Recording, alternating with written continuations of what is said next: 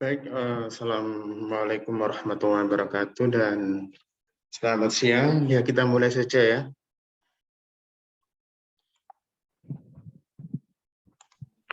Ya, Pak. Iya, jadi ini adalah Anda kan telah melakukan ini ya, tempo hari itu mencoba untuk mereview video-video yang telah yang telah kalau dalam bahasa kita itu telah diberikan kakak kelas Anda ya di channel Sosiologi Channel ya.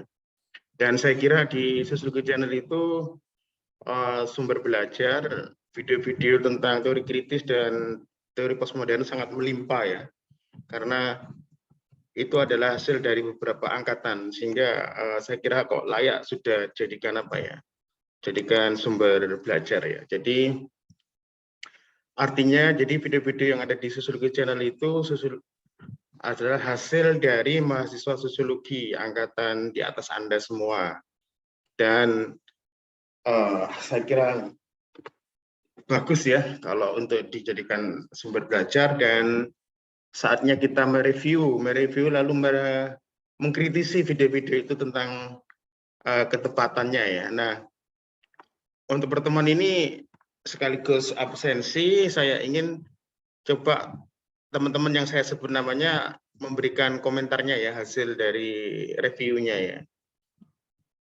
Nah, jadi sambil saya catat aja namanya nanti. Jadi kalau enggak saya sebut namanya, orangnya enggak datang, berarti saya anggap tidak masuk.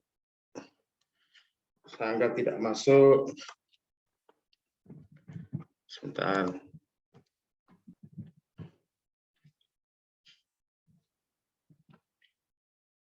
Atau sebut namanya, tapi ternyata ada orangnya tapi tidak bisa menjelaskan, berarti dia tidak mereview ya. Walaupun tugasnya telah ada dikirimkan, tapi kalau tidak bisa menjelaskan berarti tidak bisa melakukan review, atau mungkin ya kita tidak bisa sudon. Tetapi kalau tidak bisa mereview, tidak bisa mempresentasikan hasilnya, ya berarti kan ada sesuatu ya. Jadi hari ini kita coba untuk mereview hasil kerja Anda. Saya coba sebut dulu mungkin dari belakang ya. Ini ada 35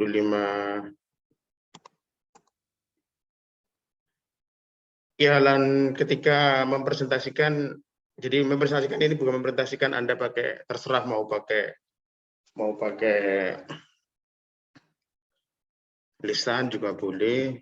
Saya ingin hanya cek apakah Anda telah melakukan review dan apakah Anda sungguh-sungguh, benar-benar sungguh-sungguh. Itu ya. Oke, baik. Dan kalau saya sebut namanya, tolong diaktifkan ya ininya ya, videonya ya, karena banyak asumsi jangan-jangan tidak aktif di Zoom ya. Jadi itu, jadi saya hanya cek aja. Baik, saya mulai dari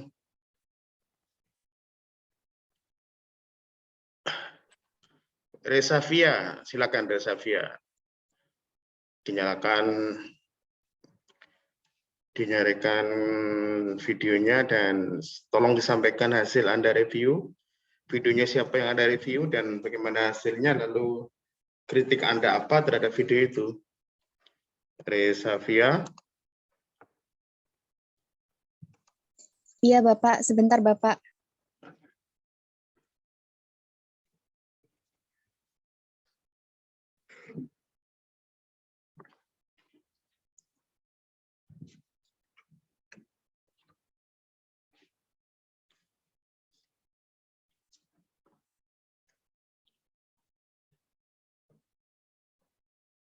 Resavia nanti terus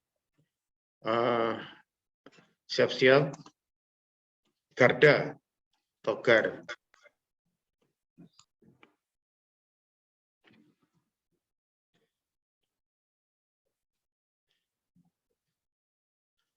Halo.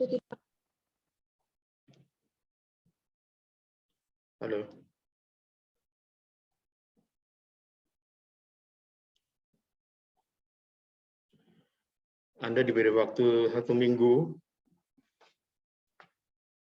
untuk melakukan review dan saya ingin Anda berbagi pada kita semua hasil review Anda, videonya apa, teori kritis atau teori postmodern, apakah video pembelajaran tentang konsep teorinya atau aplikasinya ya. Jadi di Sosiologi Channel itu ada teori kritis, ada teori postmodern, dan ada dua-duanya, baik teori maupun analisis atau aplikasi dari teori postmodern itu ya, dan teori kritis. Jadi saya katakan bahwa Sosiologi Channel ini video-video yang diunggah cukup representatif untuk sumber belajar ya.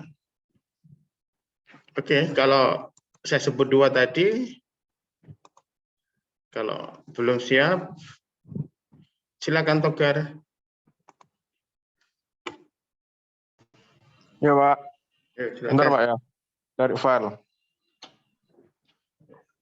Dari file. Vidya, silakan Vidya.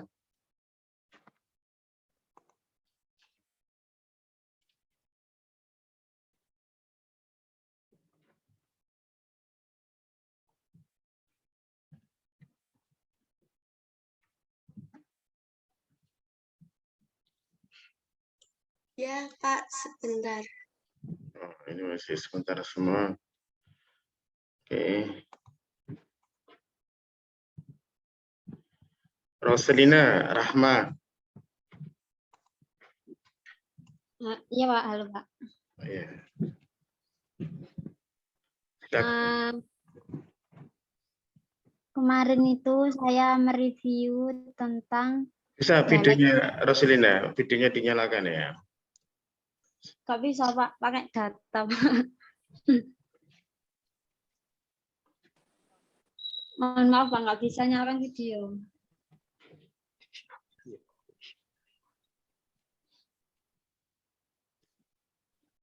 Silakan di ini ya. Jadi saya meminta Anda nyalakan video itu bukan karena saya ingin Anda boros, tapi saya ingin lihat apakah Anda ada di ini ya. Kadang-kala banyak yang lagi belanja, ada yang lagi jalan-jalan gitu ya.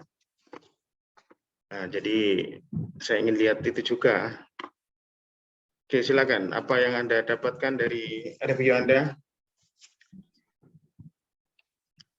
Iya Pak, maaf Dengan sebelumnya. siapa? Teori kritis apa?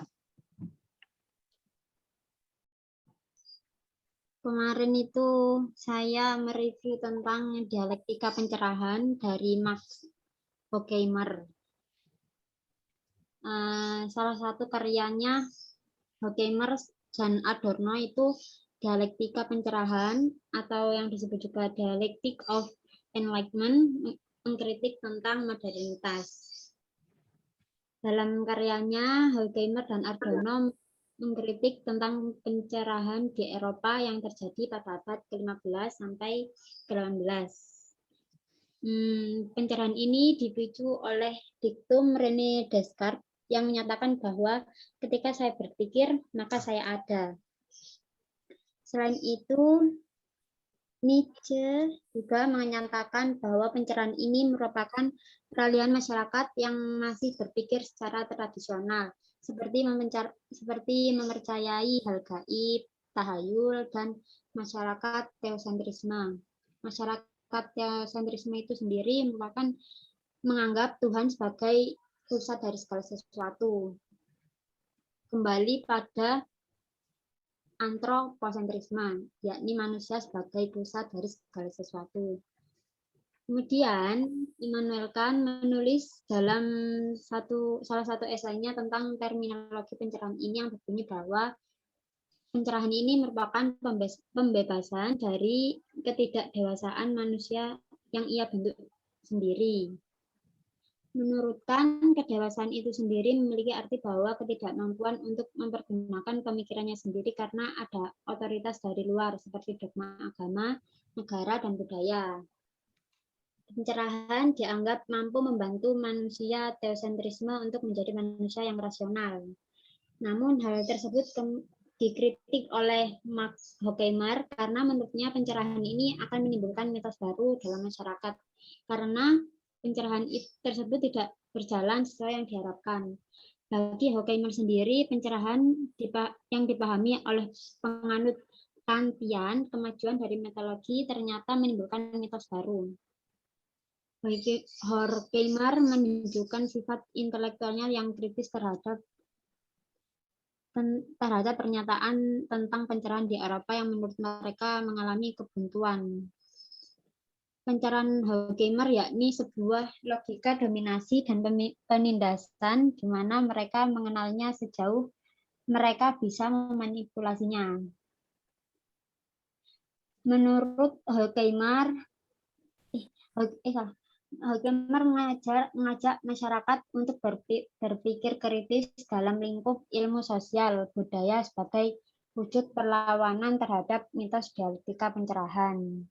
Kemudian Horkheimer menyatakan bahwa propaganda dapat menentukan kondisi manusia, di mana ketika manusia berada di bawah keadilan sosial dengan menggerakkan masyarakat dan pengetahuan masyarakat tentang alat, masyarakat akan direduksi sebagai sebuah alat pada industri. Ternyata propaganda tersebut telah mengelabui masyarakat. Saat masyarakat berteriak tentang kebebasan, ternyata ia sedang mengelabui dirinya sendiri karena penipuan dan propaganda tidak bisa dipisahkan. Kritik Horkheimer sendiri tentang modernitas, yakni pada pemahaman modernitas yang keliru sebagai bentuk perbandingan murni yang objektif dan bebas nilai. Pada intinya, Horkheimer menunjukkan bahwa modernitas tidak bisa menuntun manusia ke arah yang rasional. Seperti itu, Pak. Itu videonya siapa itu, Rahma? Saya lupa, Pak. Nah, lupa videonya ya. Itu kamu berapa kali? Kamu lihat videonya itu berapa kali, Rahma? Satu kali, cuman saya ulang-ulang. Gimana ya? Maksudnya itu saya ulang-ulang gitu loh, Pak. Nah ya, berapa kali kamu melihat videonya itu? Kurang lupa, Pak, berapa kali, Pak?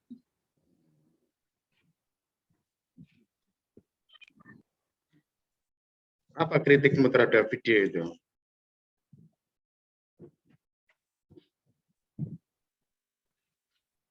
Pak? Kritiknya Rahma terhadap video itu? Enggak ada kritik. Jadi harusnya ada kritik ya. Jadi Rahma tidak bisa menunjukkan itu video siapa yang buat, lalu tidak ada kritik, dan cuma melihat satu kali, cuma melihat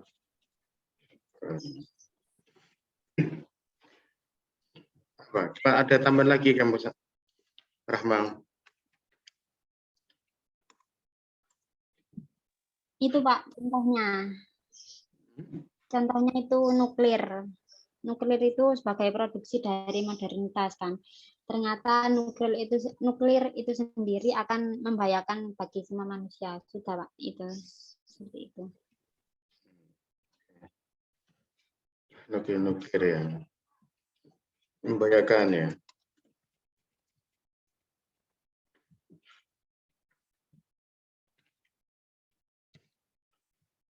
Ada lagi, Rahma?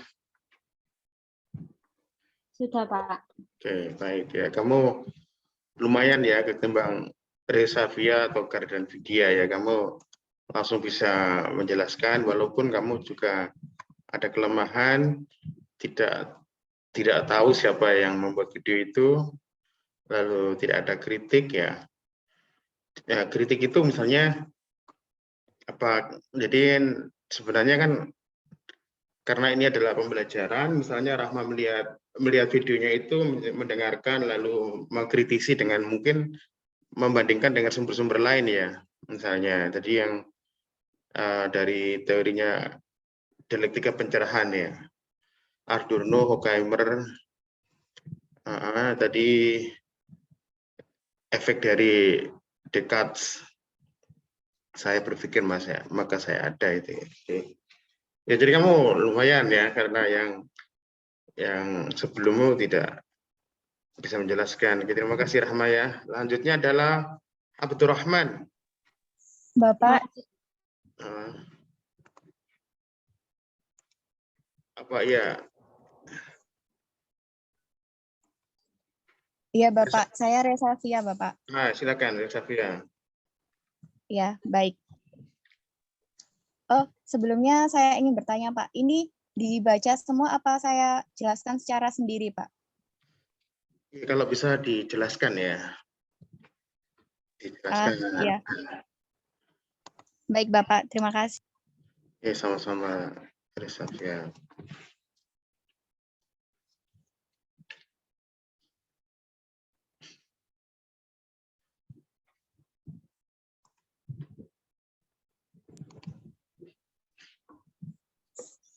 Assalamualaikum warahmatullahi wabarakatuh. Waalaikumsalam warahmatullahi wabarakatuh. Ya, di sini saya akan memaparkan review saya terkait teori kritis, teori industri budaya milik Siti Rahmah angkatan 2018. Jadi, teori industri budaya ini digagas oleh Adorno. Nah, Adorno bersama Max Horkheimer. Mereka itu menyebut industri budaya, bukan budaya massa, dikarenakan mereka menganggap bahwa budaya yang diciptakan pada saat ini atau saat modern itu berbeda dengan budaya sebelumnya, di mana budaya yang diciptakan saat ini itu bukan dari hasil atau pemikiran manusia atau seni yang diciptakan oleh manusia, tetapi diciptakan oleh industri untuk menghasilkan keuntungan yang sebesar-besarnya. Jadi budaya yang dibentuk, budaya yang ada saat ini itu tidak melihat seni, tapi untuk mencari keuntungan yang sebesar-besarnya. Contohnya industri musik, K-pop. Nah, K-pop ini tuh diciptakan oleh kelas elit untuk mendapatkan keuntungan yang sebesar-besarnya. Contohnya penggemar K-pop. Penggemar K-pop sendiri itu sangat menyukai K-pop itu bukan karena berdasarkan musiknya, tapi melainkan dari idol atau aktor yang memang sengaja diciptakan oleh industri itu untuk mencari keuntungan. Seperti itu. Namun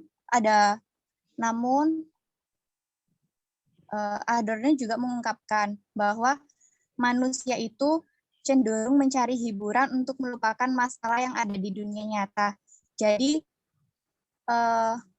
terkait industri budaya ini, tidak semua manusia itu dapat dikendalikan oleh kelas atas atau industri yang menciptakan. Jadi mereka itu dapat memilih hal yang memang disukai dengan hal yang tidak disukai. Jadi atas kemauan dirinya sendiri gitu.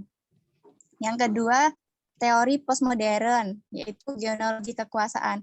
Maaf Bapak, ini saya lupa siapa karena nggak ada namanya. Tapi angkatan 2018. Jadi ini terkait teori genealogi kekuasaan oleh Michael Foucault. Jadi dalam teori ini itu terdapat hubungan antara pengetahuan kekuasaan. Kekuasaan sendiri itu setiap orang itu memiliki kekuasaan dalam dirinya sendiri. Jadi kekuasaan itu tidak bisa dibagi karena memang setiap orang sudah memiliki kekuasaan.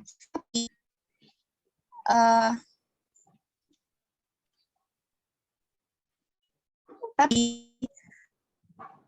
seseorang yang memiliki pengetahuan yang lebih itu dapat lebih berkuasa, seperti itu Pak. Contohnya di aparat kepolisian yang menerapkan sanksi kepada pelanggar protokol kesehatan. Nah, di sini itu masyarakat sebenarnya juga memiliki kekuasaan. Polisi juga memiliki kekuasaan. Namun karena polisi merupakan aparat negara, memiliki pengetahuan atau tanggung jawab yang lebih tinggi untuk mengatur, jadi polisi ini berhak untuk memberikan sanksi kepada masyarakat yang melanggar. Dan karena pengetahuannya lebih tinggi dan menyebabkan polisi ini lebih berkuasa, masyarakat itu mau tidak mau itu harus kayak mematuhi karena mereka memang salah gitu. Seperti itu, Bapak. Sekian dari penjelasan saya. Terima kasih. Oke, kesehatan. Bentar ya. Kesehatan. Ya, ini Retavia melakukan tugasnya dengan bagus ya. Jadi mereview dua video pembelajaran ya, satu teori kritis dan satu postmodern ya. Jadi dan Retavia bisa menyebutkan yang videonya yang pertama ya. Video dari teori kritis, apa penulisnya, yang kedua dia lupa katanya apakah karena nggak ada tulisannya, tapi setahu saya pasti ada ya nama dari pembuat videonya itu. Nah, di Resavia mungkin yang di teori kritis bagus penjelasannya Resavia ya, mungkin karena pembuatnya ini. Jadi saya lihat dari dua video ini kayaknya video yang pertama itu Resavia yang bagus ya, menurut saya loh ya. Nah, tadi kamu mampu mencoba untuk, ya dalam arti si pembuat video itu ya, dia mampu mengambil asumsi dasar dari teori kritisnya Adorno ya. Jadi budaya sekarang ini bukan budaya yang hasil ciptaan manusia berpikir ya, hasil berpikir. Sehingga disebut dengan budaya, tetapi sebenarnya lebih pada industri budaya. Tadi itu hasil dari kelas tertentu ya, hasil dari kelas tertentu yang tujuannya adalah komersial. Ya, itu adalah menurut saya kesimpulan yang brilian ya dari video itu ya. Dan juga diberikan contoh-contoh yang luar biasa ya, K-pop tadi itu ya. Contoh yang sangat tepat menurut saya. Dan tadi itu memang betul bahwa kenapa kok orang tertarik pada K-pop itu ya, karena tadi itu ada semacam apa ya, semacam yang dipuja, ada yang dipuja ya, ada artis yang dipuja itu. Jadi mungkin di sini mahasiswa sosiologi juga harus hati-hati dalam arti apakah ini budaya gitu ya, ataukah ini industri budaya kan gitu ya. Kalau industri budaya jelas itu adalah ciptaan kapitalis ya, yang tujuannya adalah komersial. Tujuannya itu komersial. Nah, tetapi kalau yang di teori postmodernnya ini kayaknya ada, seharusnya Resavia melakukan kritik ini sebenarnya. Karena menurut saya ada sedikit ini apa ya, tadi itu genealogi kekuasaan buku ya, tetapi apakah ini Resavia yang salah menangkap ataukah videonya yang ini ya, tadi kan katanya tadi itu kekuasaan dimiliki oleh masing-masing individu ya. Nah, terus ya, jadi juga disebutkan bahwa polisi memiliki kekuasaan gitu ya. Contohnya tadi bahwa sebagai aparat polisi bisa melakukan penindakan terhadap pelanggaran kesehatan. Nah, kesehatan di saat pandemi itu ya. Sebenarnya kalau genealogi kekuasaan itu seharusnya kekuasaan itu tidak dimiliki individu ya. Kekuasaan juga tidak dimiliki oleh institusi, oleh polisi. Dalam genealogi kekuasaan itu disebutkan bahwa kekuasaan itu hanyalah relasi, ada relasinya, ada yang didayagunakan, gitu ya. Jadi kekuasaan itu tidak dimiliki, tetapi kekuasaan itu adalah sesuatu yang apa ya, muncul ketika ada sesuatu. Misalnya tadi mungkin ada benarnya ketika mengatakan ketika polisi misalnya menegur atau memberikan sanksi pada yang melanggar. Artinya hubungan antara polisi dengan yang pelanggaran ini adalah hubungan kekuasaan, ada relasi kekuasaannya. Itu tadi. Tapi kan tidak semua yang ditegur polisi, yang melanggar kan ditegur polisi ya, Resafia ya. Tidak semua yang tidak pakai masker, yang melanggar kesehatan itu kan ditegur. Artinya relasi kekuasaan itu tidak ada ketika memang yang melanggar itu tidak ditegur. Tapi ketika ada pelanggaran ditegur, nah itu baru ada relasi kekuasaan. Nah, jadi pertanyaan adalah kenapa yang sana yang ditegur, yang sini nggak ditegur kan gitu. Kalau kekuasaan itu melekat itu berarti harus setiap ada pelanggaran ditegur, setiap ada pelanggaran ditegur itu ya. Jadi menurut saya dari dua video itu yang teori kritisnya yang menurut saya luar biasa bagus ya. Untuk yang dari postmodern ini kelihatannya yang membuat video mungkin agak masih kesulitan ya memahami genealoginya Foucault ini ya. Nah, jadi itu hasil dari Resafia ya. Terima kasih Resafia. Baik Bapak, terima kasih. Sama-sama. Oke, dan siapa tadi ya? Adakah Togar atau Vidya atau Abdurrahman? Saya, Pak. Ya, silakan. Untuk yang teori postmodern, saya mereview dari Jin Bodila, Pak, yang di siapa namanya ya, Imam Solehuddin, tentang masyarakat modern lebih mengonsumsi nilai dan simbol. Katanya Bodila, menurut Bodila, ia menyatakan bahwa masyarakat mengkonsumsi barang berdasarkan atas nilai dan tanda yang melekat pada barang tersebut. Jadi nilai kegunaan pada barang yang digunakan oleh masyarakat postmodern itu sudah hilang, diganti oleh tanda dan nilai yang melekat pada barang tersebut. Yang dicontohkan oleh siapa namanya, Mas Imam di videonya itu adalah ketika masyarakat berbelanja. Nah, untuk contoh yang lebih realnya, saya melihat fenomena di akun sosial media sekarang yang para pengguna itu sangat sering memperlihatkan jenis merek smartphone mereka. Jadi jika dilihat dari fenomena yang tren saat ini, yakni pamer iPhone, Pak, maka teori ini sangat selaras. Sebagai salah satu dari smartphone, iPhone terbilang sebagai jenis smartphone yang sangat mahal. Namun meskipun masing-masing smartphone mungkin memiliki fitur yang sama, tetapi masyarakat itu lebih suka menggunakan iPhone karena nilai dan tanda yang melekat pada iPhone itu adalah smartphone yang glamor, miliknya orang kaya. Nah, di situ, Pak, untuk yang teori postmodern. Untuk yang teori kritis, saya mengambil sama seperti Roselina Rahmat yang tadi, Pak, industri budaya dari Theodor Adorno.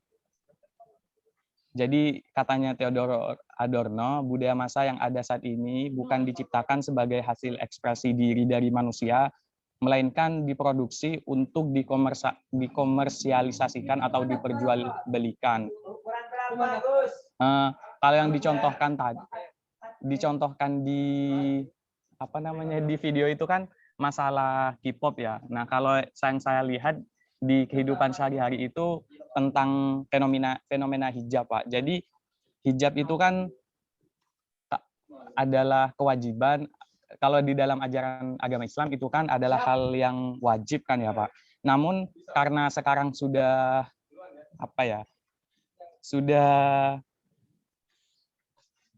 hijab itu sudah mulai luntur karena ada nilai-nilai kebebasan. Nah, namun seiring terkenalnya model-model hijab baru, jumlah perempuan muslim pun turut meningkat untuk menggunakan hijab. Nah, ini menurut saya nilai hijab sebagai kewajiban itu luntur karena hijab telah dikomersial sama kaum kapitalis, itu diciptakan bukan untuk menjawab kewajiban agama Islam, tetapi untuk dikomersialisasikan. Seperti itu, Pak. Terima kasih, Pak. Ini kalau contoh hijabnya ini sama smartphone tadi itu dari kamu atau dari video itu?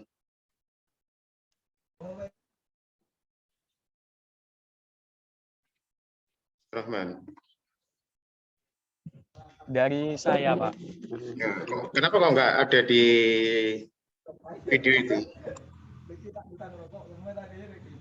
Bagaimana, Pak? Mohon maaf, putus-putus, Pak. Termasuk yang tadi smartphone tadi itu contoh dari kamu atau dari video itu?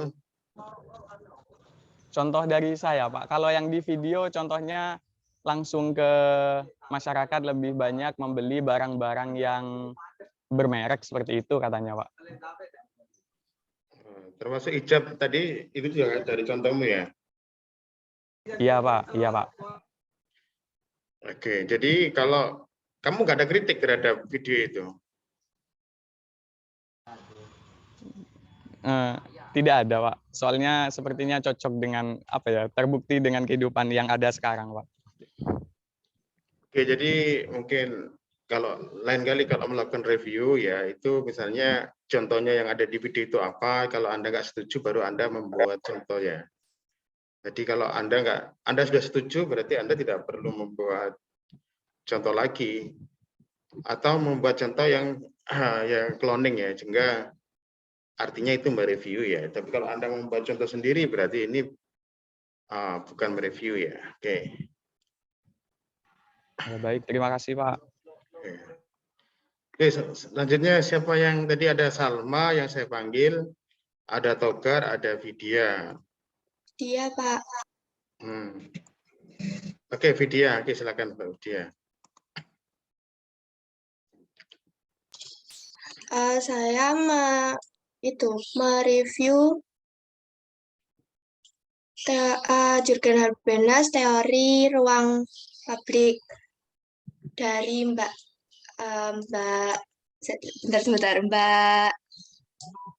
Fitria Dayanti. Jadi Jurgen Habermas itu berasal dari generasi kedua mazhab Frankfurt dan beliau bergabung dengan Institut Penelitian Sosial lalu menjadi asisten pribadi Adorno. Pada masa generasi ke-1, praksis hanya diartikan dalam satu arti, yaitu kerja.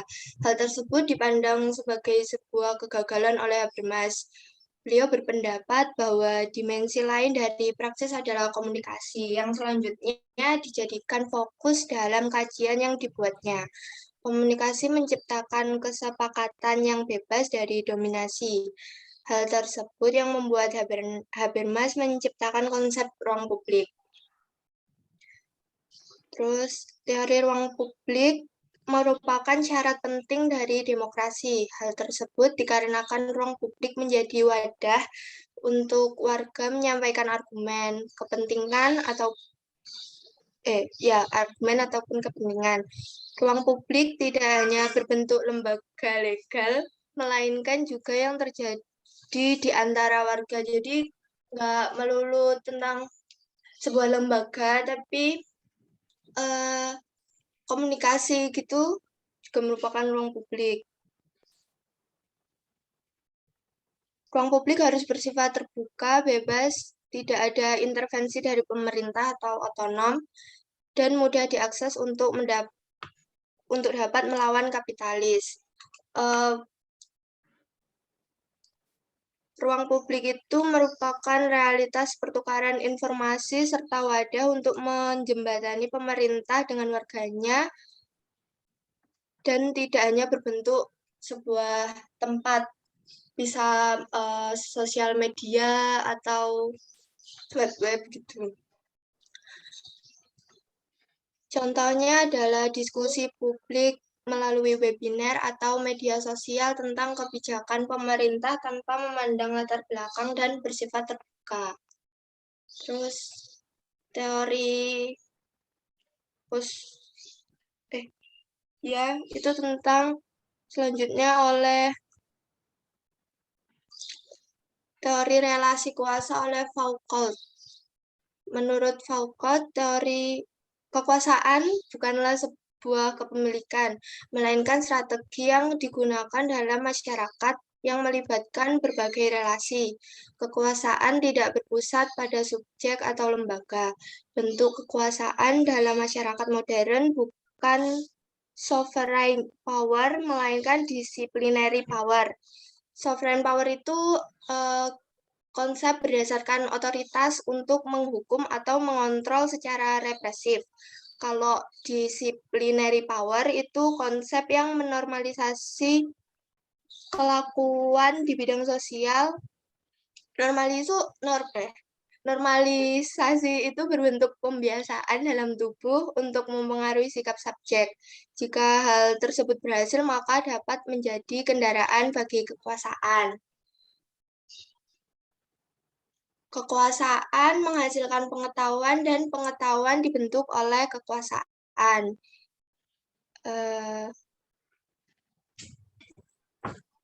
Contoh nyata dari teori ini adalah kuasa guru dalam memberikan pengajaran kepada murid pada masa pandemi. Ini saya lupa siapa yang bikin video ya, pokoknya mas-mas angkatan 2019 kayaknya. Terima kasih, Pak. Ya, tadi itu contohnya tadi seperti webinar, media sosial itu contoh yang ada di video ya. Ya, Termasuk guru mengajar siswa tadi itu. ya. Oke, kamu ada nggak kritik video terhadap video itu? Nggak ada, Pak. Oh, nggak ada. Artinya kamu anggap bahwa itu benar ya? Ya.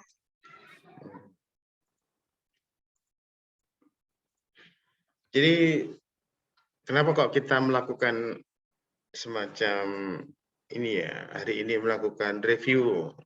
Anda mereview dan saya juga akan mereview Anda ya. Jadi artinya agar terkoreksi kalau ada kesalahan kan gitu ya. Jadi artinya memang kita perlu fokus seperti yang dikatakan Habermas itu ya. Ada fokus, ada yang bisa memberikan fokus itu menurut Habermas ya.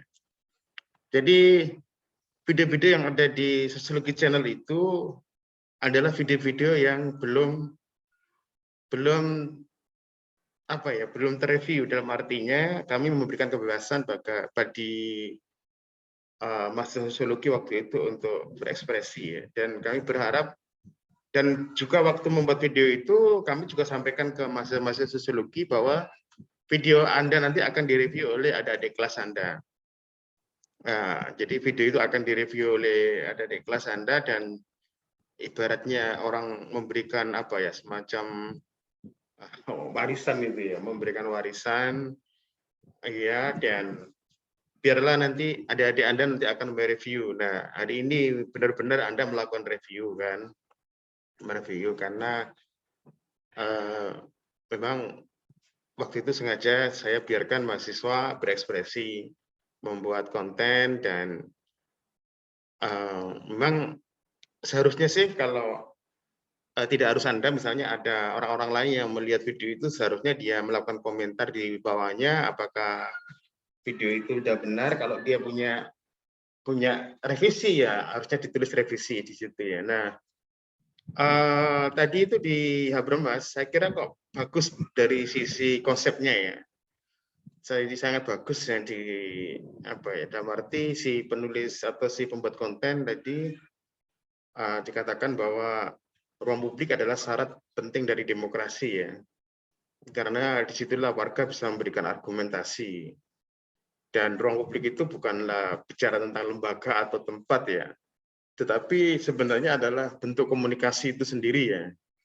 Nah, sebuah komunikasi yang terbuka, bebas, dan mudah diakses, tidak ada intervensi dari pemerintah, dan itulah ruang publik ya sebenarnya. Jadi tapi saya lihat ini ada kurang ketepatan dalam contohnya ya. Misalnya tadi webinar, lalu media sosial ini kan.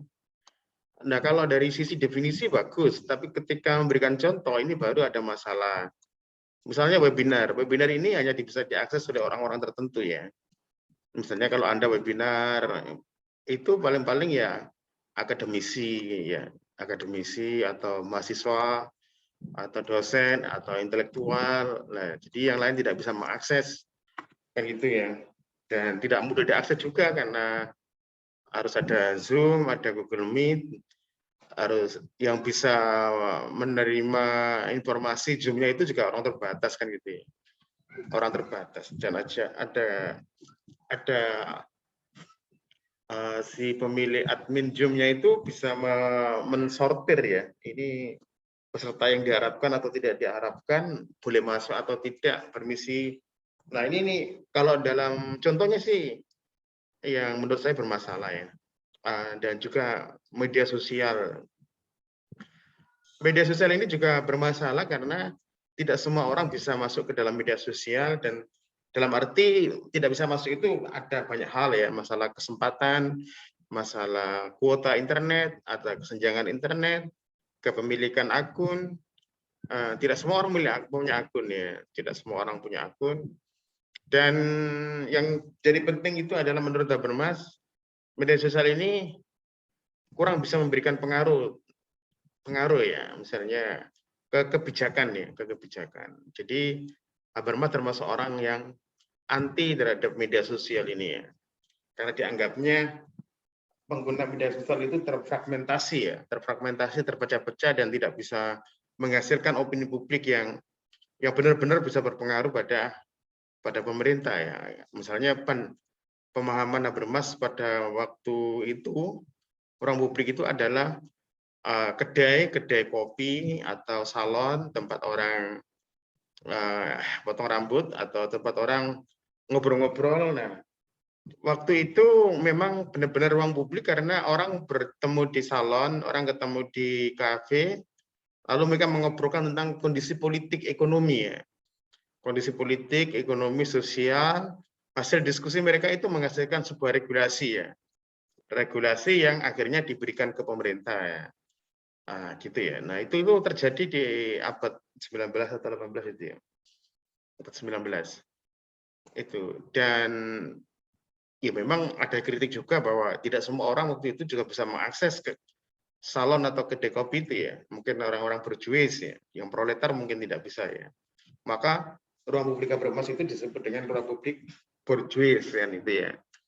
Nah, tapi kenapa ruang publik itu penting pada itu? Artinya kenapa ruang publik itu benar-benar ada, karena waktu itu belum ada profesionalisme politik ya. Jadi belum ada partai politik, dalam arti partai politik itu belum ada, lalu belum ada DPR, belum ada, artinya belum ada politik-politik yang profesional itu, yang merasa mewakili suara rakyat itu ya.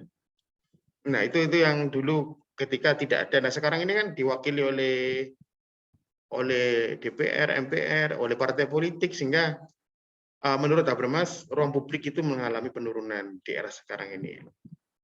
Termasuk juga di era media sosial. Ya tadi karena sudah diwakili gitu ya. Sudah diwakili, padahal suara itu nggak boleh diwakili ya. Sehingga seolah-olah sekarang ini yang ngurusi politik itu kan lembaga DPR, MPR itu ya, eksekutif, dan masyarakat hanya menonton. Nah, itulah akhirnya dikatakan bahwa ini bukanlah ruang publik ya.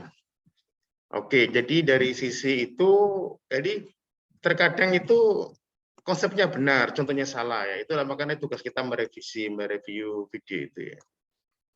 Tapi mahasiswa sudah bisa membuat video itu sudah bagus ya. Oke, jadi lain kali kalau ada tugas, tolong di review benar-benar ya. Jadi apakah kontennya itu benar ya, apakah contohnya benar. Nah, untuk teori kekuasaan tadi sudah bagus ya di video itu. Saya kira si pembuat video benar-benar membaca teorinya Foucault kalau menurut saya ya. Nah, termasuk juga Habermas tadi juga dia membaca teorinya Habermas. Cuma ketika memberikan contoh itu ada kesalahannya. Tadi dikatakan bahwa bentuk kekuasaan itu tidak terpusat ya. Tidak terpusat, lalu tidak berbentuk otoritas represif, tapi dalam bentuk disiplin, pendisiplinan. Contohnya adalah guru dan siswa. Guru mengajar siswa. Sebenarnya sekolah itu memang adalah bentuk disiplin, pendisiplinan ya, karena orang diajari diregulasi ya. Contohnya sudah benar ya Mas sebenarnya. Contohnya ini, tapi mungkin penjelasannya aja yang kurang apa ya? Kurang detail ya. Guru dan siswa itu adalah relasi ya, relasi kekuasaan. Karena saya belum melihat ya ada guru dan ada siswa atau peserta didik itu yang benar-benar egaliter ya. Hubungannya itu artinya gini ya. Kalau guru dan siswa itu bukan hubungan kekuasaan, maka guru itu ya dia hanya merasa ya mungkin gini aja, mungkin saya adalah guru Anda dan apa artinya jadi dia tidak menggunakan otoritas terlalu berlebihan. Jadi tugasnya adalah ya, transfer knowledge, pengetahuan dan transfer skill ya. Transfer skill tanpa harus membebani peserta didik dengan harus hormat, harus patuh, harus menunduk, harus cium tangan. Nah ini. Jadi itu ketika siswa peserta didik yang bertemu dengan guru lalu cium tangan, menunduk atau munduk-munduk atau dengan membungkuk. Nah, ini adalah relasi kekuasaan ya. Relasi kekuasaan. Jadi idealnya guru dan siswa itu seperti dosen dan mahasiswa itu adalah egaliter dan membincangkan pengetahuan. Membincangkan pengetahuan yang apa yang lagi dibahas itu. Tanpa harus menggunakan tadi itu otoritasnya ya, otoritas yang apa yang represif. Jadi saya lihat di sekolahan itu masih hubungannya lebih pada relasi kekuasaan bukan transformasi pengetahuan dan skill ya. Kalau transformasi pengetahuan dan skill itu ya harusnya egaliter dan ya tidak mensyaratkan hal-hal yang berbau-bau kekuasaan gitu ya, kepatuhan yang berlebih dan ada symbolic power, penggunaan symbolic power-nya itu. Saya guru, kamu siswa, kan itu kan yang sering terjadi. Jadi semua walaupun memang metode pembelajaran disyaratkan siswa aktif, ya, tapi ketika relasi kekuasaan ini digunakan, ya tetap saja bahwa guru itu yang dianggap sumber pengetahuan kan ya, sumber pengetahuan. Nah, jadi ketika guru dianggap sumber pengetahuan, akhirnya menjalar kemana-mana kayak gitu ya. Itulah seharusnya. Jadi contohnya benar, tapi mungkin penjelasannya aja yang kurang mendalam. Tapi saya salut dengan video itu karena artinya dua video itu baik Habermas dan Foucault mampu menjelaskan dari sisi konsep dan mungkin kedodoran dari sisi contoh ya. Jadi seperti itu ya. Jadi nanti kalau teman-teman saya katakan bahwa video-video di Sociology Channel itu sangat kaya ya, cuma tinggal kita aja yang harus mereviewnya ya, mereview dengan sungguh-sungguh, ya mengecek apa betul teorinya Foucault seperti ini, apa betul teorinya Habermas seperti ini, yang contohnya salah kan gitu. Jadi jangan sampai Anda sebagai mahasiswa menjelaskan dengan contoh yang salah, yang ini kan yang parah kan ya. Nah, oke, siapa lagi kira-kira tadi itu yang belum Togar ya dan Salma yang saya sebut, atau saya sebut lagi Ya, Jihan. Pak. Saya, Pak. Oke, silakan Mas Togar. Ya, Pak. Yang pertama tuh saya teori aksi psikoanalisis menurut misalnya Sigmund Freud. Tapi videonya saya lupa Pak yang buat apa. Ya, Teori aksi psikoanalisis menurut Sigmund Freud. Teori psikoanalisis ini menyatakan bahwa seorang yang melakukan segala suatu hal serta tindakan di bawah alam sadarnya atas tekanan yang berasal dari orang lain. Sehingga kemudian dia harus melakukan hal tersebut, padahal dalam diri sendiri tak mau dan tidak menginginkan, yang berarti hal tersebut didasarkan atas dasar paksaan yang tidak mau harus dilakukan.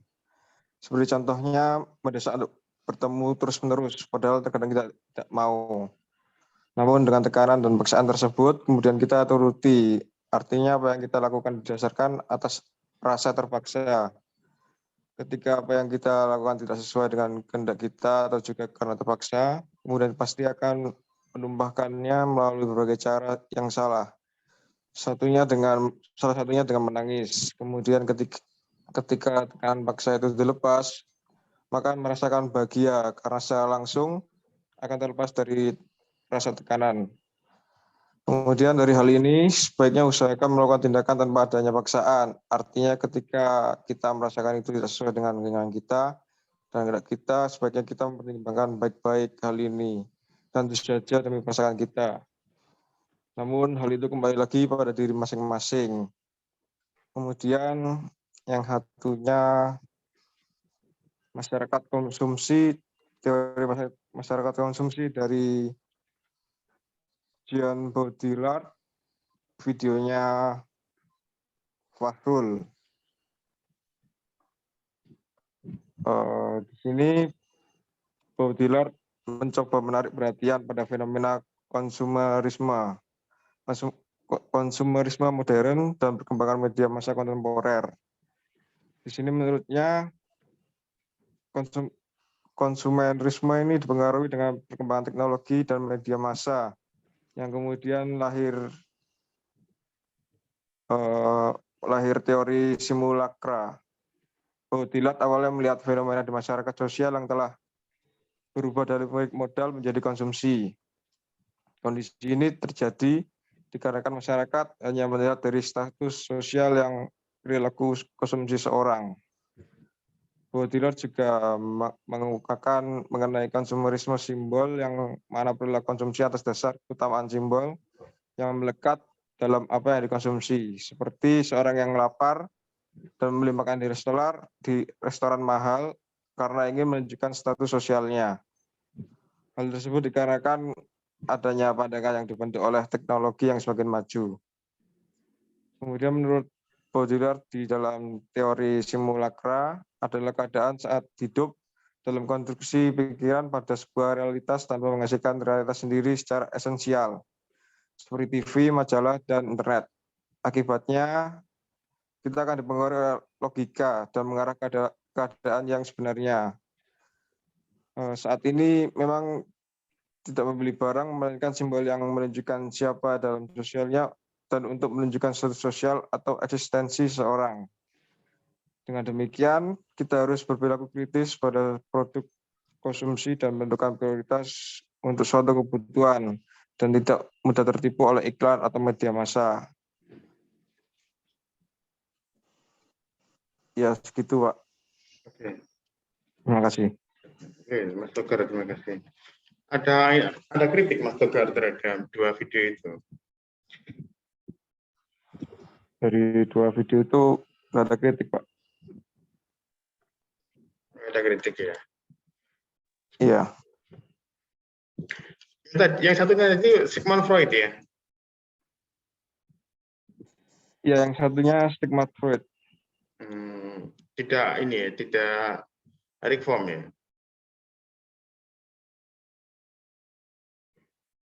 Gimana, Pak? Bukan Eric Fromm, tapi Sigmund Freud. Iya, Sigmund Freud. Oke.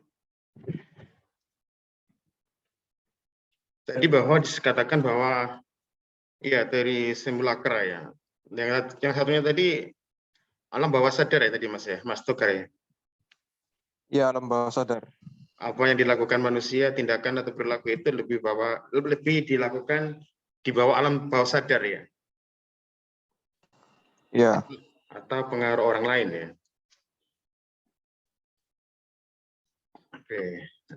Dan dari simulakra, kalau dari sisi contohnya sih sudah betul ya, TV, majalah, internet ya.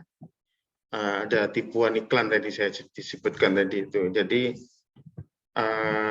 ini sebenarnya hampir sama dengan tadi Adorno tadi ya, industri budaya tadi ya. Tetapi mungkin kajiannya aja yang lebih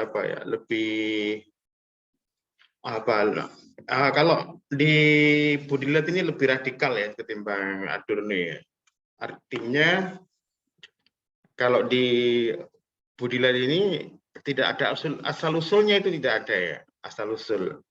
Jadi orang tiba-tiba ingin glowing gitu ya, ingin glowing lalu dia melihat iklan, iklannya kok memang glowing sungguhan ya, tapi itu kan produk dari teknologi kan ya, produk dari teknologi, bukan asli orangnya kan gitu ya. Misalnya ada iklan sampo gitu ya, rambutnya berkilau gitu ya. Tapi rambut berkilau ini kan ada dua, itu yang disebut dengan simulakra, bukan realitas yang sesungguhnya ya. Rambut yang berkilau itu rambut yang asli ya tidak berkiloid seperti itu ya, mungkin kusam ya. Tetapi ada dua kemungkinan, dia adalah produk dari perawatan ya, perawatan singkat itu ya, perawatan yang ada di salon itu. Yang kedua adalah tipe produk dari kamera kan gitu ya. Sekarang ada kamera-kamera jahat itu ya, yang penuh dengan fitnah dalam arti melebihi realitasnya kan. Sekarang saya kemarin itu banyak dimintai tolong untuk memotret orang itu ada event ya, dan ternyata kameranya bagus-bagus ya. Aduh, kameranya ini benar-benar menipu. Sampai-sampai yang dipotret itu, wah enggak bagus sekali ya saya katanya gitu ya. Jadi memang benar-benar artinya kalau dengan pixel yang biasa mungkin yang dipotret walaupun tidak presisi ya, tapi mungkin terlihat kusut ya, mungkin orangnya ekspresinya terlihat kusut atau wajah yang hampir sama. Tapi dengan kamera kamera semakin canggih, semakin bagus dengan teknologi, dengan kamera handphone yang mahal dan sehingga lebih ke arah fitnah. Mereka sendiri mengatakan gitu, ini kamera jahat katanya. Ini adalah fitnah kan itu. Nah, artinya bahwa ketika orang memilih produk itu, sampo, membeli produk sarung, membeli produk apapun itu, sebenarnya itu adalah nggak ada asal-usulnya, karena itu adalah simulakra. Apa yang tampil di televisi, di majalah, di internet itu adalah tipuan dua hal. Tipuan memang dari ada semacam simulasi yang di situ adalah tadi yang saya sebutkan tadi adalah misalnya ada perawatan ya, ada perawatan dan ada tipuan kamera. Nah itulah ya, akhirnya orang mengkonsumsi itu. Walaupun nanti setelah dia mengkonsumsi belum tentu juga ya mungkin yang nggak bisa lah menyamai yang ada di simulakranya itu di televisi. Nah itu jadi dari sisi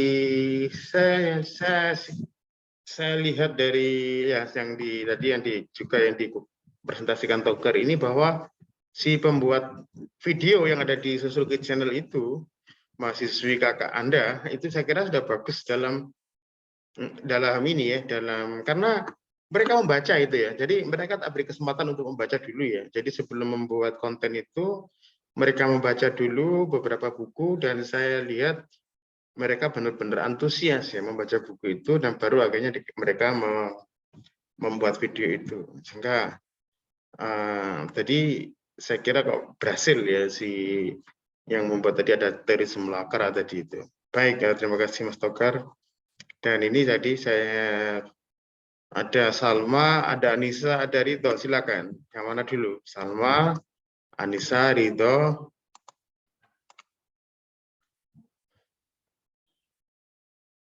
Janatul, saya tambah lagi Janatul, sama Saiful, Janatul, Saiful.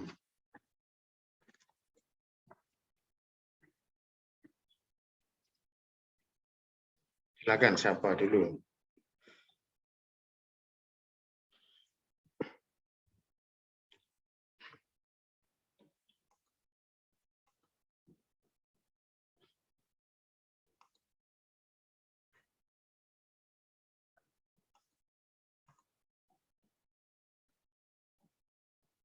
Halo.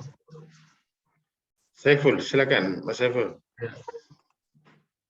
Kalau saya ini Pak ngambil dari refleksi materi teori kritis dan postmodern dari videonya Mas Gavin. Iya. Teori kritis ya apa itu? Judulnya Mas. Jadi kalau dari yang saya tangkap dari punyanya Mas videonya Mas Gavin itu ini Pak, kalau misalnya aksi tindakan komunikatif itu aksi komunikatif itu sangat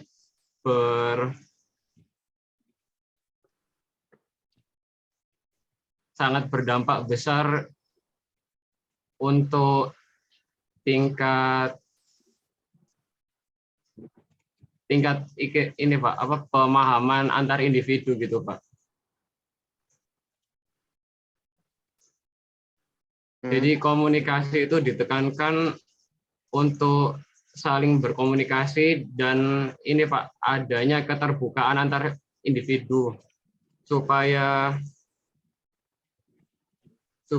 kedua individu itu bisa saling berkomunikasi yang mengarah kepada komunikasi positif Pak. Oke. Ada lagi, Mas? Kenapa Pak? Ada lagi? Ya, jadi kalau misalnya komunikasinya itu tidak terjadi dua arah atau salah satu yang mendominasi, itu biasanya nanti akan terjadi toxic friendship. Jadi cuman salah satu aja Pak yang mau didengar, salah satunya lagi itu tidak mau didengarkan. Jadi bisa menghasilkan miskomunikasi. Seperti itu, Pak. Ya, oke. Berarti cuma satu video Mas ya, Mas Saiful ya? Iya, Pak. Dari teori kritis ini ya.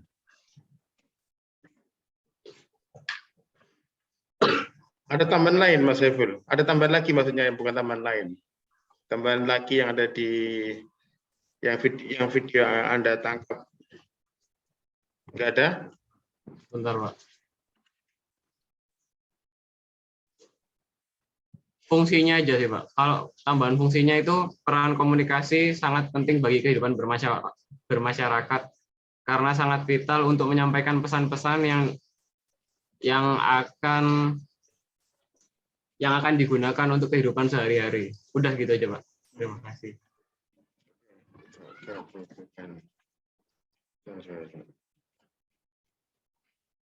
Iya, jadi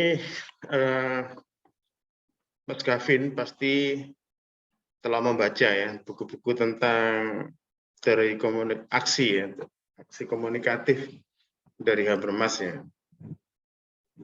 Dan tadi dikatakan bahwa aksi komunikatif berdampak besar pada pemahaman individu. Di sini harus dibedakan antara komunikasi dengan tindakan komunikatif ya. Jadi sebenarnya yang dijadikan konsep Habermas itu adalah tindakan komunikatif ya, bukan komunikasi ya. Karena tindakan komunikatifnya itu dia ambil dari Habermas ya, Habermas dan Emil Durkheim ya. Dalam arti bagaimana Habermas ini mengintegrasikan antara Habermas, I and me, bahwa ada ego individu dan juga ada ego masyarakat ya. Jadi individu itu adalah punya kemauan, punya ego. Tetapi kalau individu-individu ini berkumpul menjadi masyarakat, ya akhirnya ada kemauan masyarakat itu ya, namanya me. I and me ada. Nah, me ini adalah kemauan masyarakat ya. Nah, jadi di dalam masyarakat tadi katanya di Mas Saiful tadi itu peran komunikasi itu penting untuk masyarakat ya, untuk kehidupan sehari-hari karena akhirnya orang itu lebih komunikatif itu. Nah, orang lebih komunikatif itu seperti apa? Orang yang mementingkan orang lain ya. Jadi orang yang mementingkan tindakan orang lain itulah komunikatif. Jadi orang lebih ke arah Durkheimian itu ya. Durkheimian itu dalam arti tadi kan di Habermas itu kan ada I and me ya. Seimbanglah antara kepentingan I dan kepentingan me, ada kepentingan masyarakat dan ada kepentingan individu. Nah, tetapi disebut dengan komunikatif itu ketika individu ini lebih mementingkan orang lain ya, lebih mementingkan orang lain. Dan ini kalau di Indonesia agak sulit ya, karena orang di Indonesia ini lebih pada I-nya yang lebih tinggi ya, egonya itu lebih tinggi ya. Sementara yang me atau kesadaran kolektif ini, ya, jadi saya katakan bahwa tindakan komunikatif itu adalah pengintegrasian dua teori besar ya, teorinya Habermas dan teorinya Durkheim, dan Habermas lebih condong bahwa oke lah ada ruang untuk individu ada, tapi juga harus ada ruang untuk masyarakat itu, sehingga kesadaran kolektifnya itu terbangun ya. Misalnya kalau Anda mengendarai sepeda motor itu, kalau mau belok itu, ya memang perlu kita tuh tengok kanan, tengok kiri, tengok ke belakang itu untuk kepentingan diri kita. Bahwa kita akan memutuskan untuk belok atau enggak, itu kan mementingkan keselamatan kita. Tetapi kita juga harus mementingkan keselamatan orang lain ya. Ini yang dikatakan Habermas itu, kalau misalnya saya mengerem mendadak, kira-kira di belakang itu apa dia tidak khawatir gitu ya. Jadi dia itu mengkhawatirkan orang yang ada di belakangnya itu namanya tindakan komunikatif ya. Kalau Anda misalnya hanya sekedar berhenti kan gitu ya, misalnya ini ada jalan 2 jalur itu, Anda ingin belok, kepentingan Anda itu sudah ada di garis lurus horizontal itu ya. Nah, tiba-tiba Anda memberhentikan sepeda motor itu. Nah, kalau Anda hanya mementingkan kepentingan sendiri, maka Anda harus mengerem mendadak, lalu Anda memutuskan untuk menyeberang itu. Tapi Anda tidak melihat orang lain itu adalah orang yang ada di belakang Anda itu ya. Nanti kalau saya berhenti mendadak ini apakah tidak membahayakan orang lain? Nah itu, kalau tindakan komunikatif itu memperhatikan orang lain dan juga di depannya yang seberang itu. Nah, itulah tindakan komunikatif. Tetapi saya lihat, ya kalau sehari-hari saya lihat di jalan itu kok nggak ada yang tindakan komunikatifnya itu. Sangat jarang ya. Sangat jarang orang bisa melakukan tindakan komunikatif. Jadi, tindakan komunikatif itu ya ada sisi Habermas-nya. Ada kepentingan individu. Saya mau menyeberang. Yang gitu. Tetapi juga harus melihat kepentingan orang lain. Nah, kalau dia melihat kepentingan orang lain, misalnya, oke lah dia harus menyeberang di gang 7 gitu ya.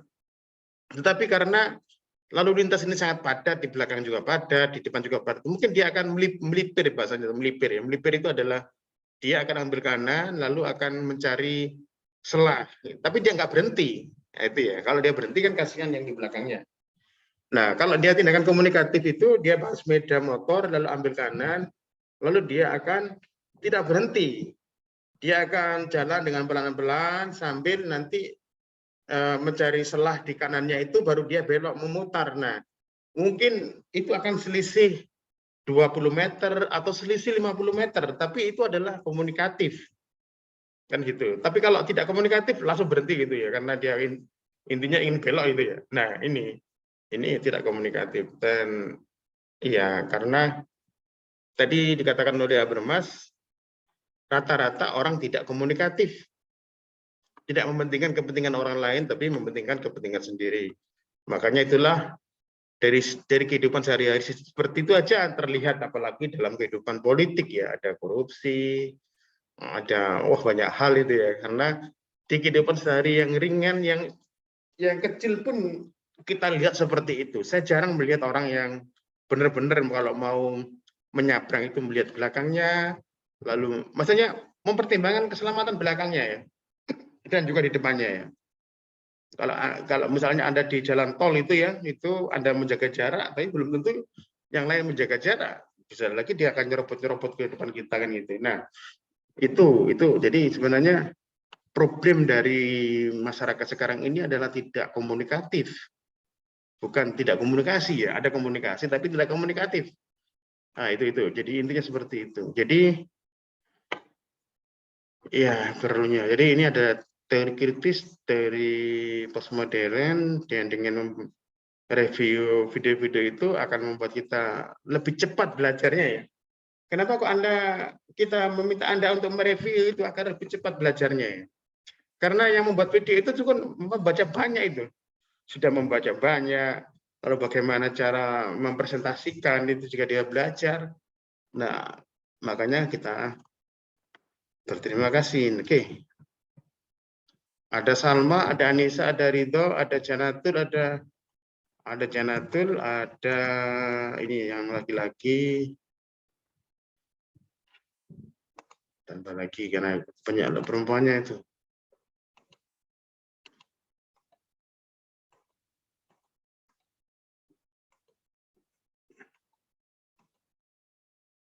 Banyak perempuannya. Almer, silakan. Ini Wahyudi Almer ini. Biar keseimbangan gender. Silakan. Selamat siang, Pak. Selamat siang, Mas. Mohon maaf, Pak. Sebelumnya saya dari PJ kelas C mengingatkan Pak untuk setelah ini jam 2:30 ada mata kuliah lain, Pak. Oke, Mas. Rito. Iya. Masih 5 menit ya? Terima kasih. Masih 5 Iya, menit. Pak. Oke, kita akhiri 5 menit. Nah, silakan dari yang mau 5 menit menggunakan 5 menit siapa? Mau Mas Ridho, Anissa, Salma, Janatul, Almer, silakan.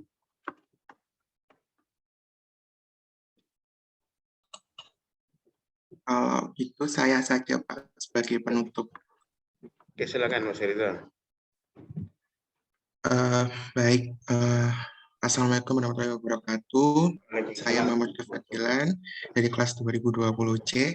Saya akan mereview mengenai teori masyarakat konsumsi dari Dan Bakudriyat yang direview oleh Kak Devi Arumsari dari angkatan 2018.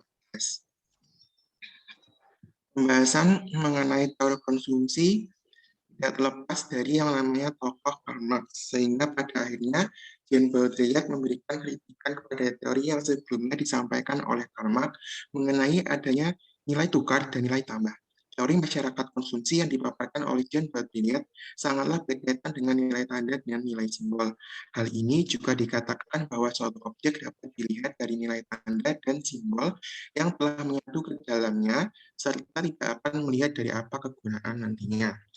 Teori ini tuh lebih dijelaskan mengenai konsumsi yang ada pada masyarakat yang diartikan sebagai mana bahwa keadaan masyarakat tidak akan membeli barang maupun hal lainnya seperti jasa berdasarkan dari skala prioritas yang dibutuhkan oleh manusia tersebut.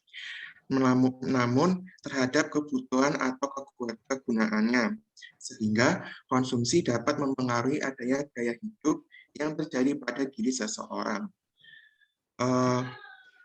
Seperti contohnya dapat diartikan sebagai bentuk dari adanya budaya konsumerisme akibat dari gaya hidup yang dimiliki seseorang dan dilihat berdasarkan barang maupun jasa yang telah digunakan. Contoh yang diberikan oleh Kak Devi Arum itu adalah seperti penggunaan handphone mahal yang dapat dipandang oleh orang lain. Padahal fungsi handphone maupun mahal ataupun murah, kegunaannya pun sama seperti itu.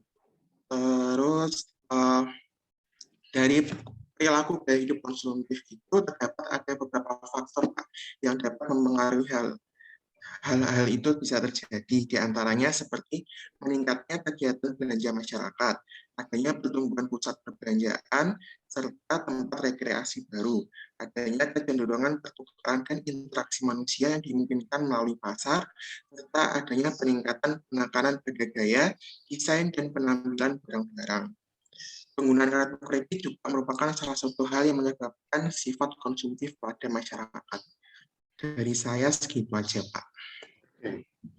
Apa kritiknya Mas Rita pada video itu? Kalau dari saya sih kritiknya belum ada ya Pak, soalnya dari penjelasan Mbak Dewi Arum sendiri itu sudah baik, jadi dan lebih mudah dipahami oleh para pendengar. Namun ada sedikit kritik sih Pak, dari sedikit kritik, bukan kritik sih, ada saran sih, seperti kan kebanyakan video-video yang lainnya itu kakak-kakaknya tuh menjelaskan menggunakan video yang menampilkan gambar. Sedangkan dari Mbak Dewi Arum sendiri, ia menampilkan presentasi yang melalui PowerPoint yang tidak menunjukkan wajahnya. Seperti itu sih Pak. Jadi kayak kurang adanya interaksi antara pembuat video dengan yang mendengarkan, seperti itu. Oke, poin ya. Oke, terima kasih Mas Rito. Jadi ini kita akan Anda mereview video pembelajaran teori kritis dan teori postmodern di Social Channel, dan saya juga akan mereview Anda karena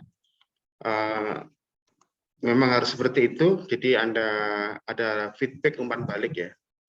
Kalau nggak ada umpan balik nanti malah tadi dianggap kebenaran ya, sehingga video-video yang telah dibuat oleh kakak-kakak kelas kita itu mungkin dari sisi konsep benar karena membaca banyak buku, referensi, dan mungkin ada beberapa kesalahan di contoh. Nah, makanya tugas kita adalah meluruskan. Untuk itu, terima kasih ya yang untuk pembelajaran hari ini. Mungkin segera saya tutup saja karena Anda harus ada kuliah. Selamat sore dan assalamualaikum warahmatullahi wabarakatuh. Waalaikumsalam warahmatullahi wabarakatuh. Terima kasih, Pak. Terima kasih, Pak.